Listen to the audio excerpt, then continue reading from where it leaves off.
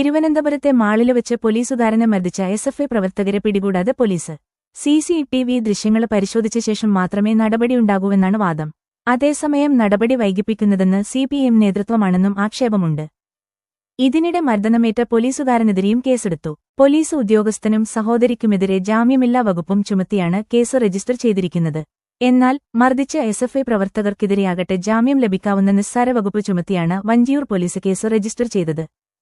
ശനിയാഴ്ച ഉച്ചയ്ക്ക് 3-ന് mall of ട്രാൻവങ്കൂറിലായിരുന്നു സംഭവം. എയാര് ക്യാമ്പിലെ സിവിൽ പോലീസ് ഓഫീസർ മിഥുൻ റോയിയെയാണ് എസ്എഫ്ഐ പ്രവർത്തകർ ആക്രമിച്ചത്. കഴിഞ്ഞ പുതുവത്സര ആഘോഷത്തിനിടയിൽ ശംഖുമുഖത്ത് വെച്ച് ഡിവൈഎഫ്ഐ പ്രവർത്തകനെ മിഥുൻ റോയി മർദ്ദിച്ചതുമായി ബന്ധപ്പെട്ട തർക്കമാണ് മാളിലെ സംഘർഷത്തിൽ കലാശിച്ചത്. സഹോദരിക്കൊപ്പമാണ് മിഥുന് മാളിലെത്തിയിരുന്നത്. മിഥുന്റെ പരാതിയിൽ ഡിവൈഎഫ്ഐക്കാരായ രേവന്ത്, സജിത്ത് എന്നിവരടക്കം 4 പേർക്കെതിരെ വഞ്ചിയൂർ പോലീസ് കേസെടുത്തിട്ടുണ്ട്. എന്നാൽ തനിക്കെതിരെ കമ്മീഷണർക്ക് നൽകിയ പരാതി പിൻവലിക്കണമെന്ന് ആവശ്യപ്പെട്ട് മിഥുനാണ് മർദ്ദിച്ചതെന്ന് പ്രവർത്തകരും പരാതി നൽകി. ഇതിന്റെ അടിസ്ഥാനത്തിലാണ് പേട്ട പോലീസ് മിഥുനെതിരെയും കേസെടുത്തത്. പോലീസുകാരനായ മിഥുനും സഹോദരിക്കുമെതിരെ തടഞ്ഞുനിർത്തൽ, അസഭ്യം പറയൽ, മർദ്ദനം, ആയുധം ഉപയോഗിച്ച് ആക്രമിക്കൽ എന്നീ ജാമ്യമില്ലാ വകുപ്പ് പ്രകാരമാണ് കേസ്.